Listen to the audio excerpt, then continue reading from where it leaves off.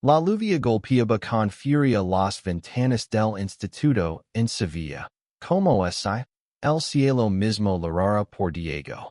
Asus 16 años, escondía su verdad bajo capas de silencio, pero sus ojos, profundos y oscuros, traicionaban su lucha interna. En los pasillos del colegio, las risas crueles de sus compañeros lo perseguían como sombras implacables. Diego nunca olvidaría aquella tarde en el patio trasero del instituto. Javier, el chico popular de 17 años, capitán del equipo de fútbol, lo acorraló junto a sus amigos. Maricón. Escupió Javier, su voz cargada de desprecio mientras los demás reían. Diego sintió el peso de cada palabra, como si fueran piedras aplastando su pecho. Intento defenderse, pero un empujón lo lanzó contra la pared. Y el eco de las burlas resonó en su mente durante años. En esa Sevilla de 2005, ser quien era significaba vivir en las sombras. Diego, hijo de una modesta familia de Triana, creció entre el aroma de azahar y las campanas de la iglesia, pero su corazón estaba dividido. Amaba a su ciudad, pero el rechazo lo había convertido en un extraño en su propio hogar. Cada día en el instituto era una batalla. Las notas anónimas en su mochila, los susurros en los pasillos, los golpes disimulados en los vestuarios. Javier, con su sonrisa arrogante y su carisma magnético, era el líder de esa cruzada contra él. Diego no entendía por qué Javier lo odiaba tanto.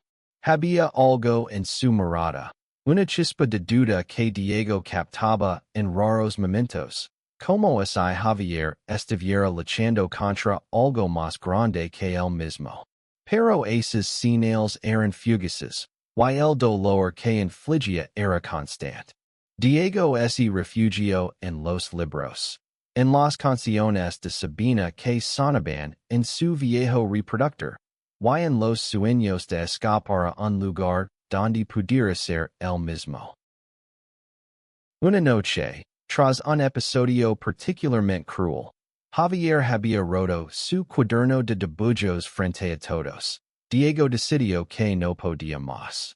Con las manos temblorosas, escribió una carta a sus padres, explicándoles quién era.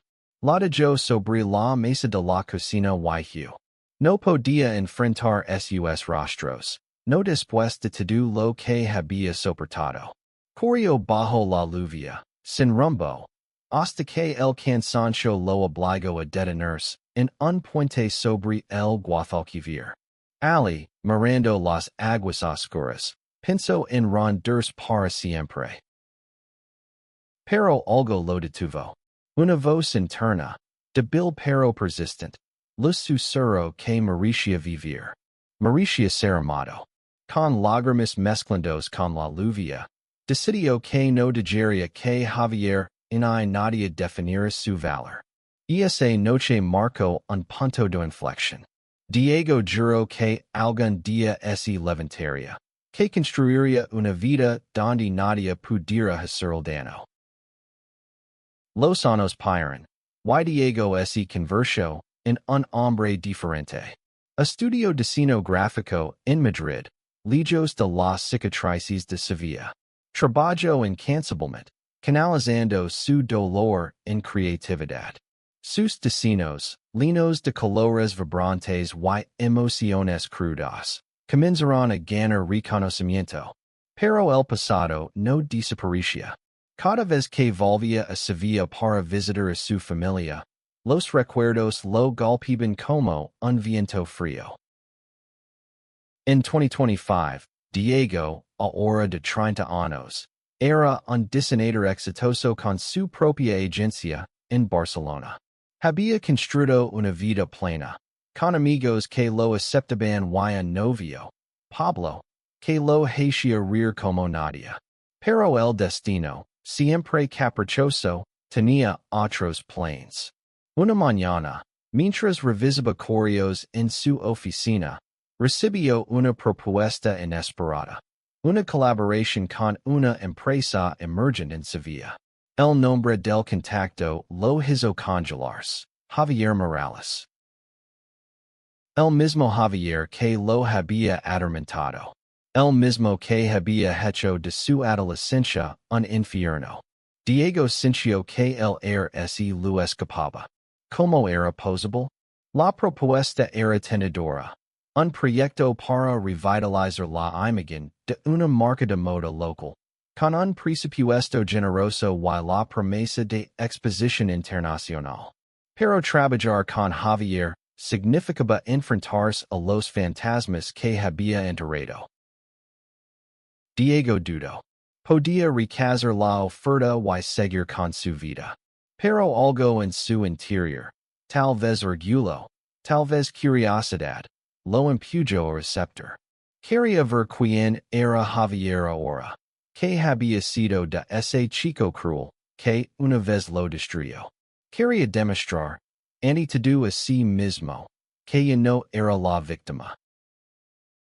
El reencuentro fue en un café en el corazón de Sevilla, bajo un atardecer que pintaba el cielo de naranja.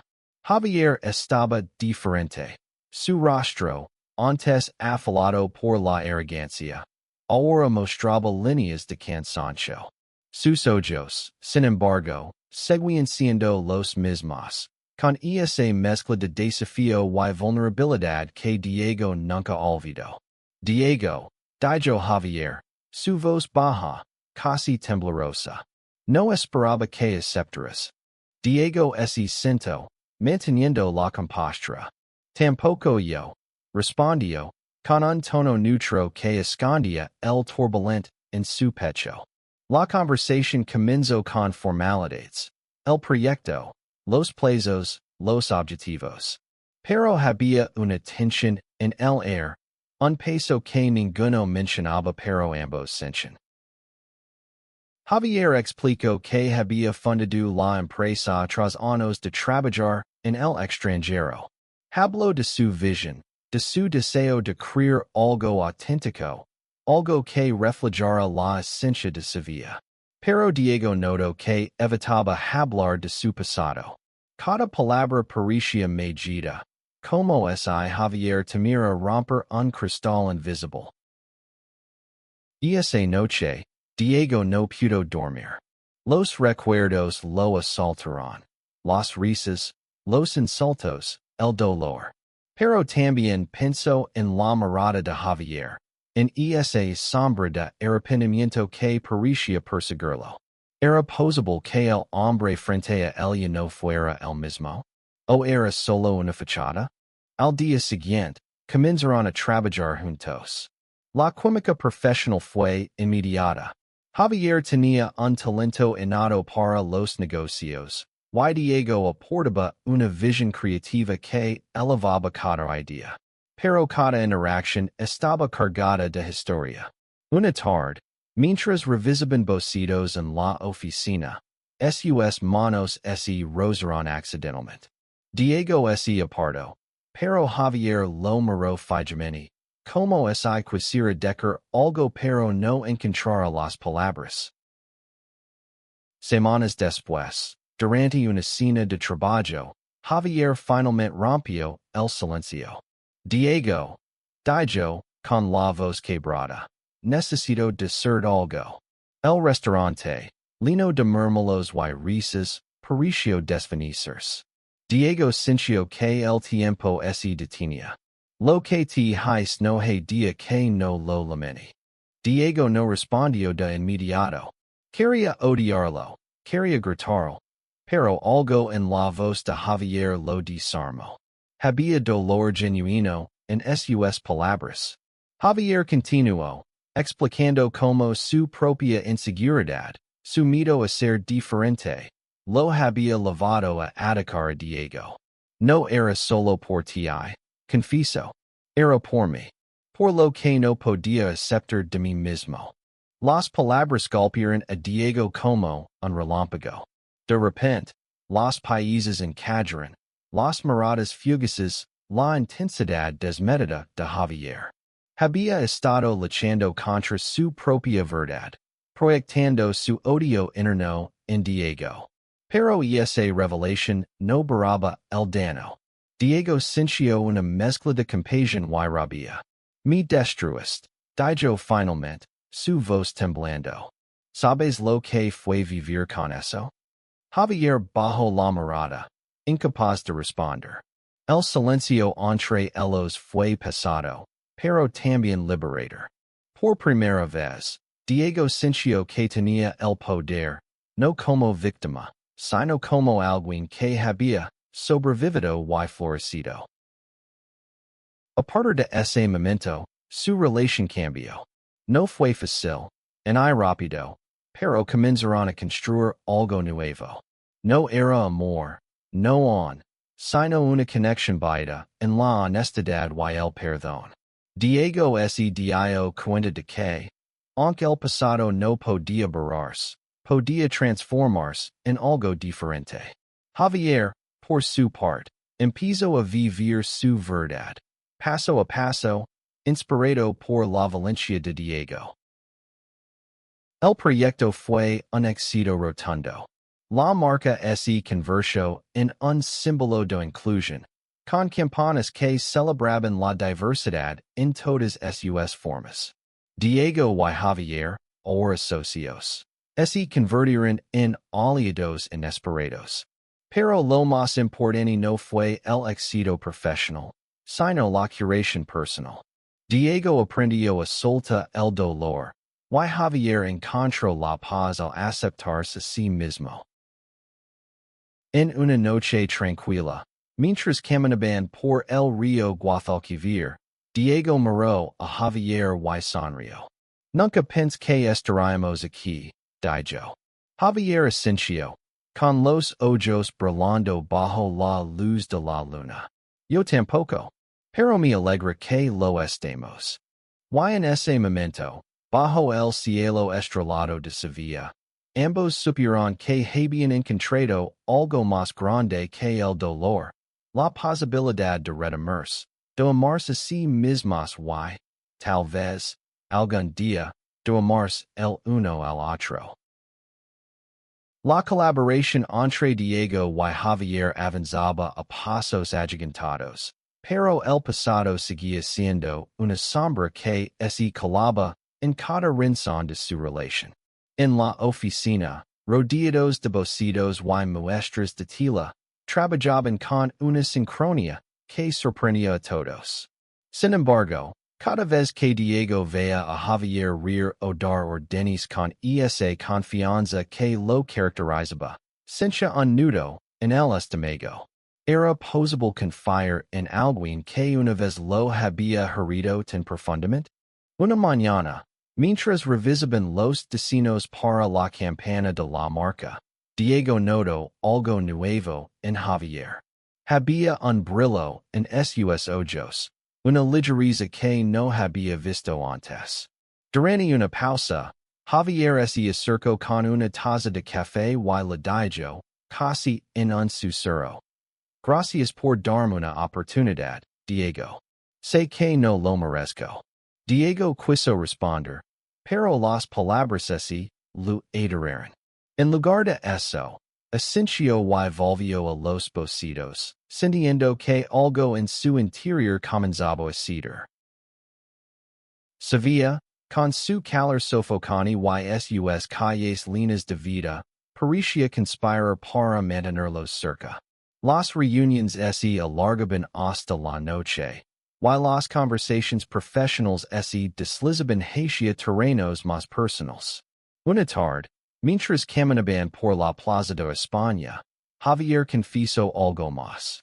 Después del instituto, me fui a Londres, dijo, mirando los azulejos que brillaban bajo el sol. Pensé que escapar me haría olvidar quién era. Pero no funcionó. Diego escuchaba en silencio, sintiendo una mezcla de curiosidad y cautela. Javier continuó, explicando cómo había vivido años negando su orientación, atrapado en relaciones vacías y una fachada de éxito. Siempre supe que eres más valiente que yo. Admitio. Tú enfrentaste el mundo. Yo solo corrí. Diego no supo que responder. Una parte él quería consolarlo, pero otra on recordaba el dolor de aquellos días en el instituto. El proyecto avanzaba, y con él, la tensión entre ellos se transformaba. No era solo profesionalismo. Había una chispa, una conexión que ninguno de los dos quería nombrar. Una noche, tras una larga jornada, terminaron en un bar de Triana, con el río Guadalquivir refulgendo las luces de la ciudad. Entre copas de vino, Javier se abrió en más. Nunca te pedí perdón como debí. Dijo, con los ojos fijos en su copa. No solo por lo que hice, sino por lo que no hice. No detenerlo, no cuestionarme a mí mismo. Diego sintió que el air se volvía denso. ¿Por qué ahora? Preguntó, su voz cargada de años de preguntas sin respuesta. Javier lo miró, y por primera vez, Diego vio lágrimas en sus ojos. ¿Por qué no quiero seguir siendo ese cobarde? Respondió. ¿Y por qué tú me haces querer ser mejor? Esa noche marcó un cambio. Diego comenzó a ver a Javier no solo como el matón de su pasado, sino como un hombre roto que buscaba redimirse.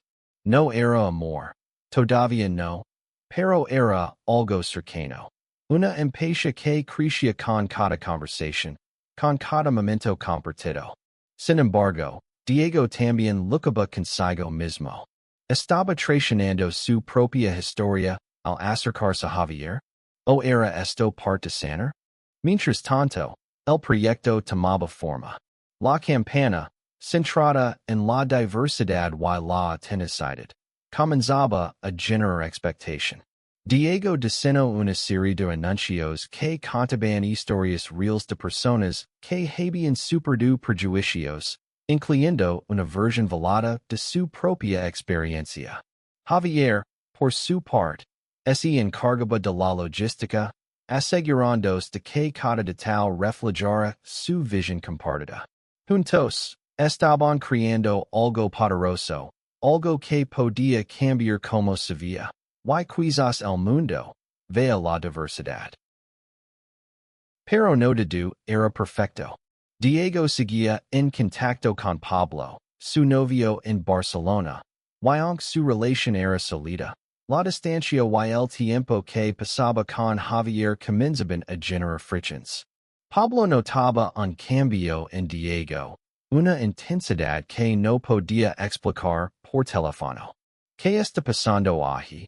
Preguntó una noche, con un tono que mezclaba preocupación y celos. Diego no supo qué responder. No estaba seguro de que sentía por Javier, pero sabía que era algo que no podía ignorar. Una tarde, mientras trabajaban en un nuevo destino, Javier tocó el tema que Diego había evadido. ¿Tienes alguien en Barcelona? Preguntó, intentando sonar casual. Diego asintió, sin entrar en detalles. Javier sonrió, pero había tristeza en su gesto. Espero que si alguien que te merezca. Dijo, y volvió al trabajo como si nada. Esa noche, Diego caminó solo por las calles de Sevilla, perdido en sus pensamientos. Recordó los días en que sonaba con escapar de esa ciudad, y ahora, irónicamente, sentía que pertenecía a alguien más que nunca. Pero también sabía que debía tomar una decisión. No solo sobre su relación con Pablo, sino sobre lo que significaba Javier en su vida. ¿Era posible construir algo nuevo con alguien que había sido su verdugo? ¿O era solo una ilusión, un eco de su necesidad de ser heridas? El clímax del proyecto se acercaba, con una gran presentación programada en el corazón de Sevilla. Diego y Javier trabajaban sin descanso, pero cada interacción estaba cargada de una electricidad que ninguno podía ignorar. Una noche, mientras revisaban los últimos detalles en la oficina, Javier se acercó más de lo necesario. Y sus manos se encontraron sobre un montón de papeles. Esta vez, Diego no se apartó. El roce de sus manos fue como una chispa en la penumbra de la oficina.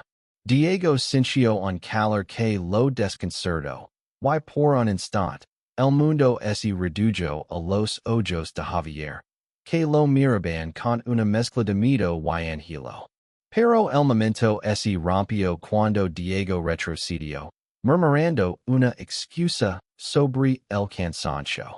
Javier no dijo nada, pero su silencio habló más que cualquier palabra. Los días previos a la presentación fueron una voragine. Diego se sumergió en el trabajo, ajustando cada detalle de los destinos, mientras Javier coordinaba con los patrocinadores y la prensa. La campana, titulada Voces de Sevilla, estaba lista para mostrar al mundo una ciudad que abrazaba todas las identidades. Pero para Diego, cada reunión con Javier era un recordatorio de la línea difusa entre el pasado y el presente.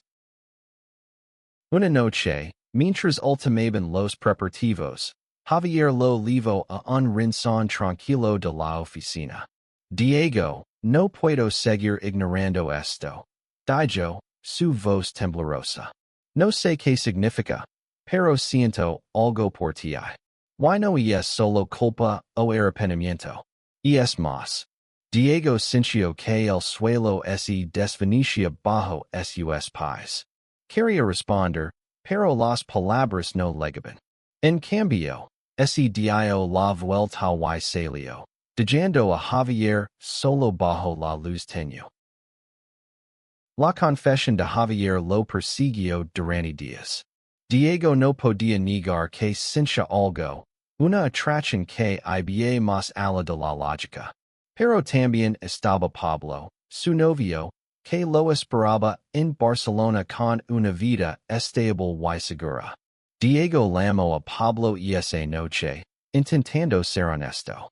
Necesito tiempo, le dijo, sintiendo el peso de su propia indecisión. Pablo, herido pero comprensivo, accedió, pero Diego sabía que no podía alargar esa conversación para siempre. El día de la presentación llegó, y Sevilla se vistió de gala. El evento, en el Teatro de la Maestranza, estaba lleno de periodistas, influencers y figuras locales. Diego y Javier subieron al escenario juntos, presentando la campana con una pasión que electrizó a la audiencia. Los anuncios, con sus historias crudas y auténticas, recibieron aplausos interminables. Pero para Diego, el verdadero desafío no estaba en el escenario, sino en lo que vendría después. Tras el evento, mientras los invitados celebraban, Javier llevó a Diego a un balcón con vistas al río. No quiero presionar, dijo, pero necesito saber si hay alguna posibilidad para nosotros. No como socios, sino como algo más. Diego sintió que su corazón latía con fuerza. Quería decir que sí, pero también quería protegerse. No lo sé, Javier, respondió finalmente. Has cambiado, pero el pasado no desaparece. Javier asintió, aceptando la verdad en sus palabras. Lo entiendo, dijo. Pero quiero demostrar que no soy el mismo. No por lo que hice, sino por lo que puedo ser. Esas palabras resonaron en Diego, que sintió una mezcla de esperanza y miedo. No podía negar que Javier había cambiado, que el hombre frente a él era diferente del chico cruel del instituto. Pero confiar en él significaba arriesgarse a abrir viejas heridas. Los días siguientes fueron un torbellino de emociones. La campana fue un éxito, y las ofertas comenzaron a llegar de todas partes. Diego y Javier se convirtieron en el centro de atención, pero su relación personal seguía en un limbo.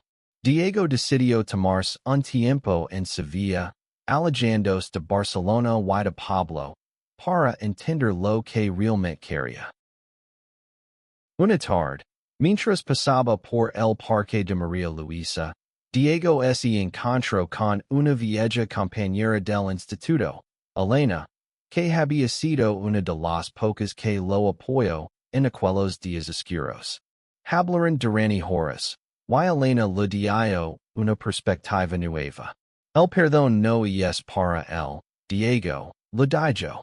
Es para ti, para que puedas seguir adelante. Esas palabras lo golpearon. Tal vez, pensó, dejar ir el dolor no significaba olvidar, sino liberarse. Diego decidió hablar con Javier. Lo encontró en el taller de la empresa, rodeado de telas y bocitos. Necesito tiempo, le dijo, pero no te estoy diciendo que no. Javier sonrió, con una mezcla de alivio y esperanza. Esperaré todo el tiempo que necesites, respondió. El éxito de la campana trajo consigo una avalancha de oportunidades, pero también una presión que Diego no había anticipado. Las entrevistas, las reuniones y los viajes constantes lo mantenían ocupado, pero no podían silenciar la tormenta en su interior. Cada vez que miraba a Javier, sentía una mezcla de atracción y resistencia. Como ese, su corazón y su mente estuvieron en guerra. Una noche, mientras trabajaban hasta tarde en la oficina, Diego decidió romper el hielo. ¿Por qué yo, Javier? Preguntó, con la voz cargada de curiosidad y dolor. De todos los que estaban en el instituto, ¿por qué me elegiste a mí para atacar? Javier se quedó inmóvil. Como esa la pregunta lo hubiera atrapado desprevenido. Tras un largo silencio, respondió, ¿por qué te envidiaba? Eres auténtico, incluso cuando intentabas ocultarlo. Yo no podía soportar eso, porque yo no lo era. La confesión de yo a Diego sin palabras. Por primera vez, entendió que el odio de Javier no había sido solo crueldad, sino una proyección de su propio conflicto interno. No estoy excusando lo que hice, continuó Javier, pero quiero que sepas que no eres tú el problema. Era yo. Diego sintió una punzada en el pecho, una mezcla de alivio y tristeza. Saber la verdad no borraba el pasado, pero le daba un nuevo contexto. A medida que pasaban las semanas, Diego comenzó a notar pequeños gestos de Javier que lo desarmaban. La forma en que escuchaba con atención, cómo respetaba su espacio, cómo celebraba cada logro suyo como si fuera propio. Una tarde, mientras trabajaban en una nueva campana, Javier le pasó un bocito con una nota escrita a mano. Gracias por darme una segunda oportunidad. Diego sonrió, y por primera vez, sintió que podía imaginar un futuro donde Javier no fuera solo un recuerdo doloroso. Pero la vida personal de Diego seguía complicada. Pablo, en Barcelona, comenzó a presionar para que definieran su relación. No puedo seguir esperando, Diego, le dijo en una llamada. Si no sabes lo que quieres, tal vez no soy lo que necesitas. Diego sintió que el mundo se le venía encima. Amaba a Pablo, pero lo que sentía por Javier era diferente, más crudo, más intenso. No era solo atracción. Era la posibilidad de ser un capítulo de su vida y escribir uno nuevo. Decidió tomarse un fin de semana para reflexionar.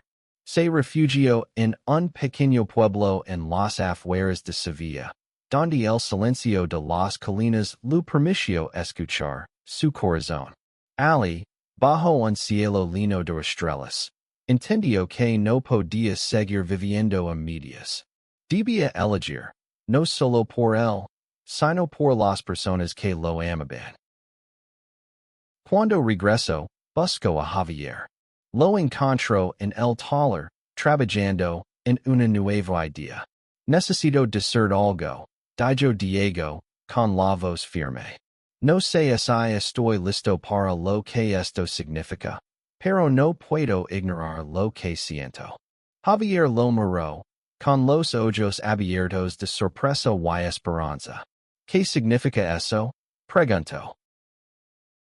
Diego respiró hondo. Significa que quiero intentarlo. Pero no será fácil. Hay mucho que sanar. Javier asintió, con una sonrisa que iluminó su rostro. No quiero que sea fácil, dijo. Quiero que sea real. A partir de ese momento, comenzaron a construir algo juntos. No era una relación convencional, ni un cuento de hadas. Era un preciso lento, lleno de conversaciones difíciles y momentos de vulnerabilidad. Pero también estaba lleno de risas, de pequeños gestos, de una conexión que crecía con cada día.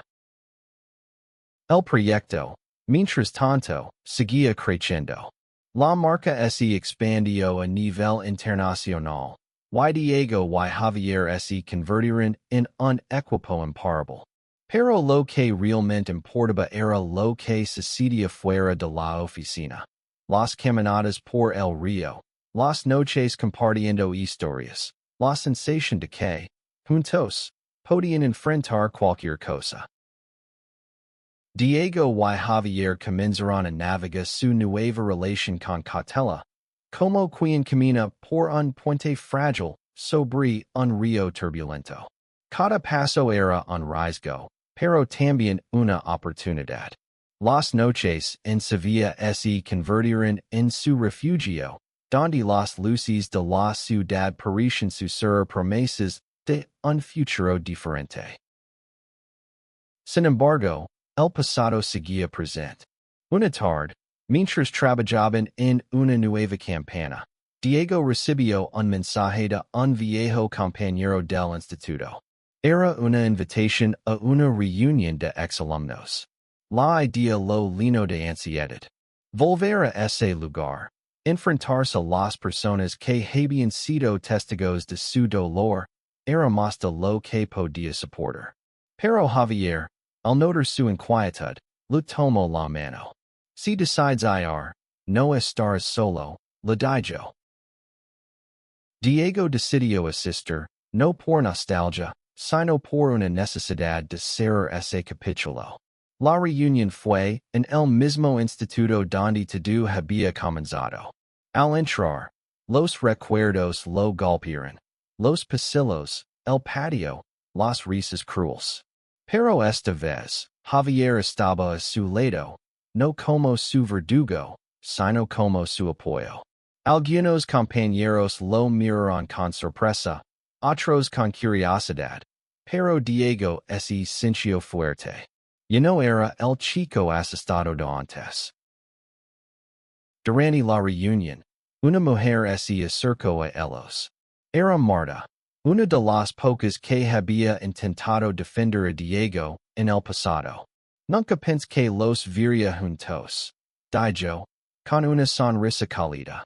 Diego le contó, en pocas palabras, como habían llegado hasta allí.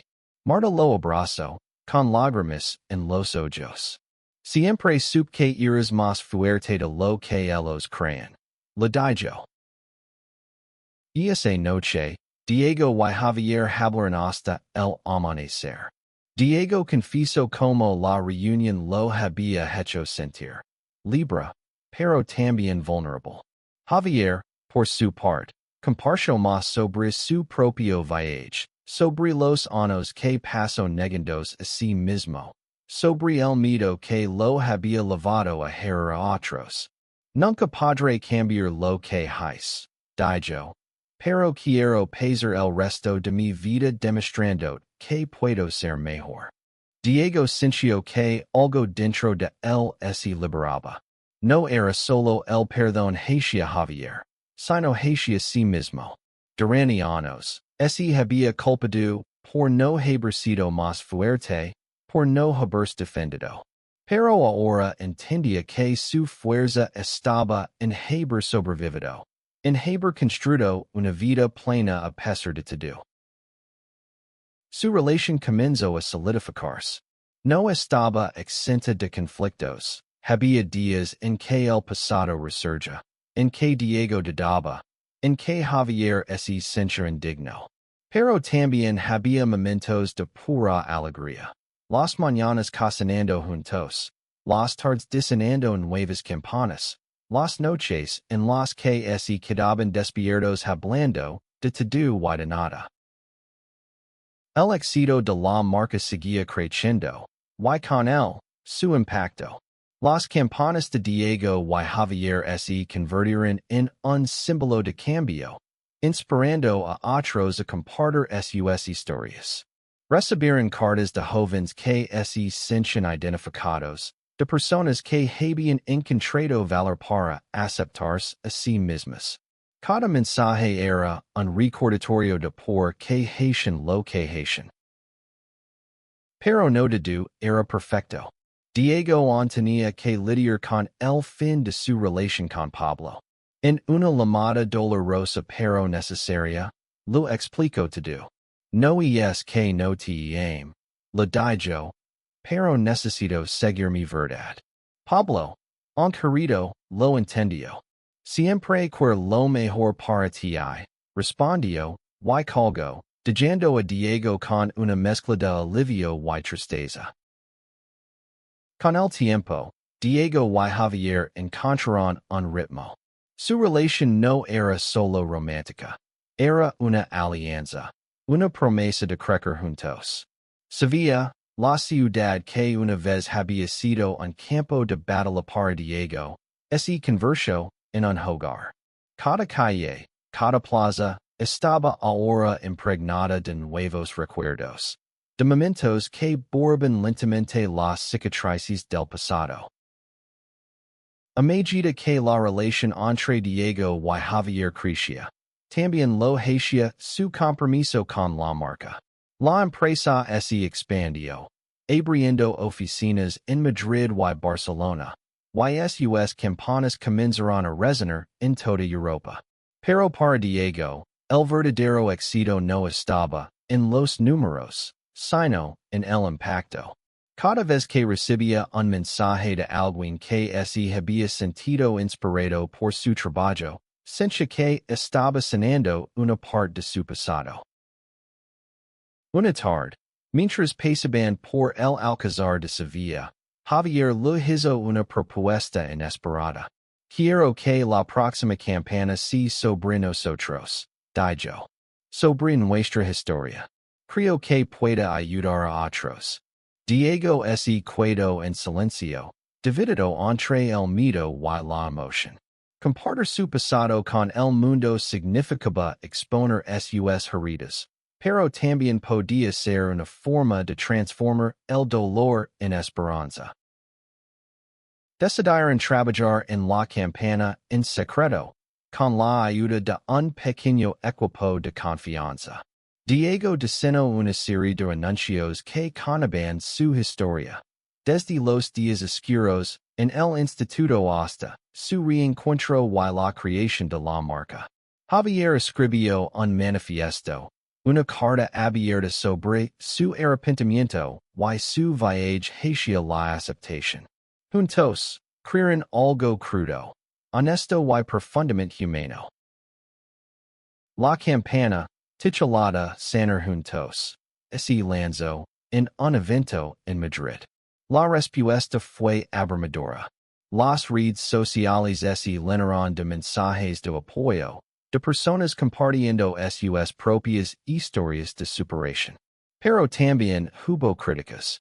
Algunos acusaron a Javier de usar su pasado para limpiar su imagen, mientras que otros questionaban si Diego estaba traicionando su propia historia al trabajar con su antiguo agresor.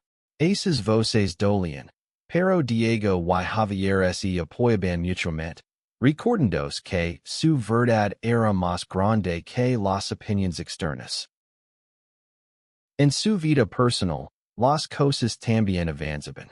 Diego y Javier comenzaron a vivir juntos en un pequeño apartamento en el centro de Sevilla.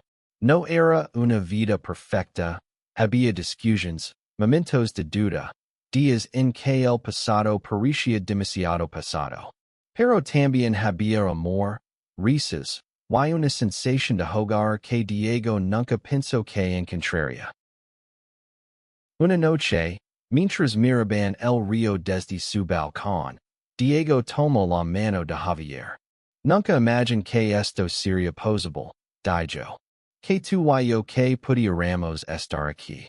Javier lo miró, con los ojos llenos de gratitud. Yo tampoco, respondió. Pero no cambiaría esto por nada.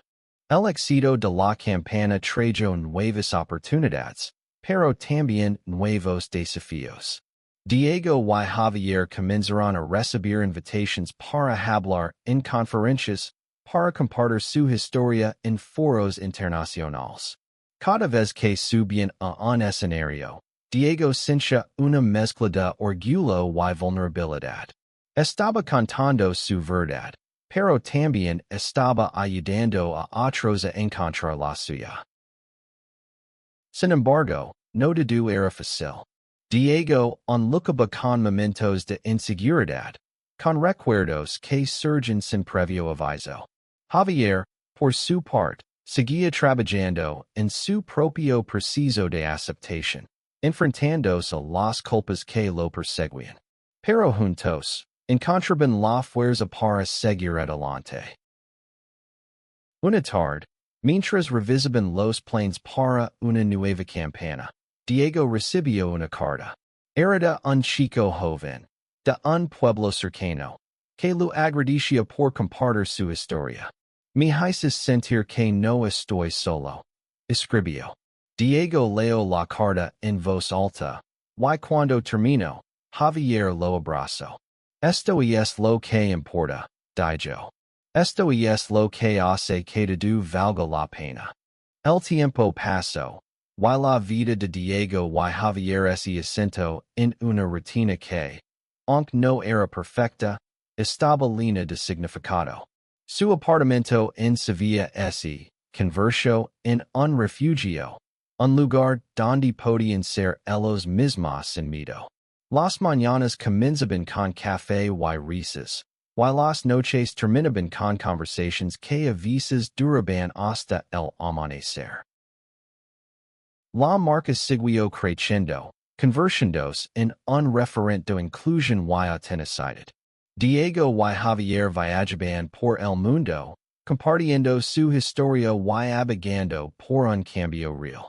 Pero lo que más valoraban eran los momentos simples, las caminadas por el río, las cenas con amigos, las noches en las que se sentaban en el balcón y soñaban con el futuro.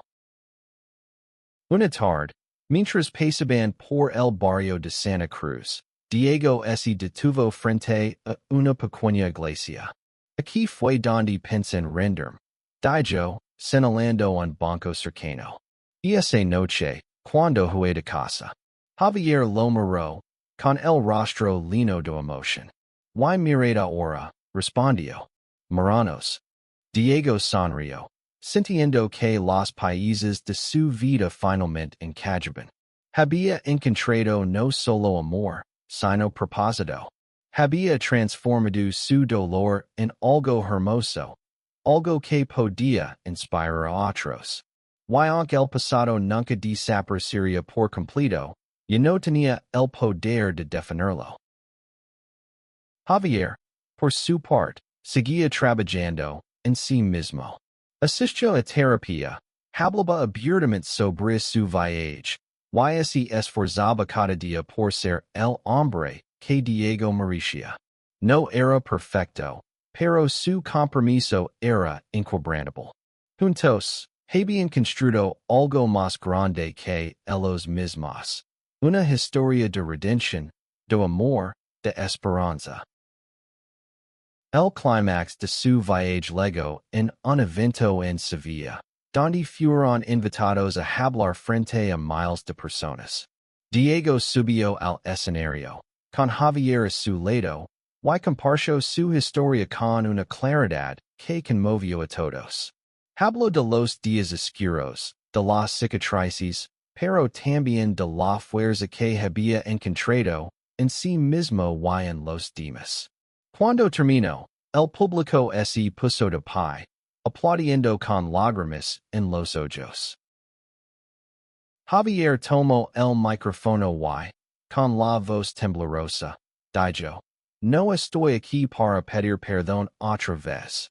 Estoy aquí para prometer que seguir luchando, no solo por mí, sino por todos los que aún no han encontrado su voz." Diego lo miró, con el corazón lleno de orgullo. En ese momento, supo que habían ganado, no solo como socios, sino como seres humanos. La noche terminó con ellos caminando por el río, bajo un cielo estrellado. Diego tomó la mano de Javier y dijo: "No sé qué nos depara el futuro, pero sé que lo enfrentaremos juntos." Javier sonrió, apretando su mano. "Eso es más que suficiente." Y así, en las calles de Sevilla, donde una vez todo parecía perdido, Diego y Javier encontraron su final feliz. No era perfecto, pero era suyo.